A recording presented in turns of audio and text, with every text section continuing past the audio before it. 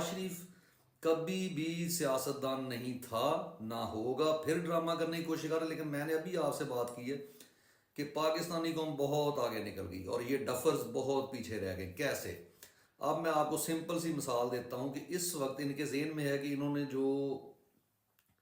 بہت سختی کر کے جو ہے وہ اپنی حکومت ان کے اوپر، عوام کے اوپر تھوپ دی ہے، اور یہ تھوپی ہوئی حکومت شاید اسی طرح سے ہی قائم رہے گی۔ نہیں، یہ طاقت کا کھیل کتنی دیر آپ چلائیں گے؟ یہ اس وقت تک ہوتا ہے جب تک لوگوں میں، یعنی ایک جینے کی خواہش اور لوگوں کے درمیان جب یہ ہو کہ چلیں آپ کچھ نہ کچھ اس کو کھانے کو دے رہے ہیں، تو لوگ بے حس اگر ہیں، اور خاص کر اس خطہ میں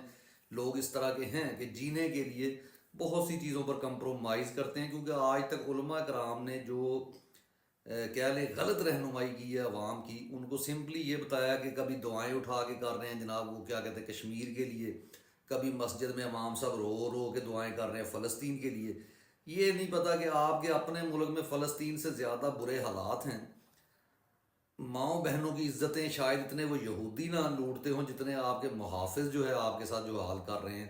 جس طرح آپ کی مائیں بہنیں جیلوں میں پڑی ہیں، اور ہر ایک شخص کو پتہ ہے کہ ڈاکٹر راشدہ یاسمین، صنم جاوید اور کئی یعنی جو سیاسی قیدی ہیں، کہ ان کی کریڈیبلٹی آپ کے جرنل سے زیادہ ہے، آپ کے سیاستدانوں سے زیادہ ہے۔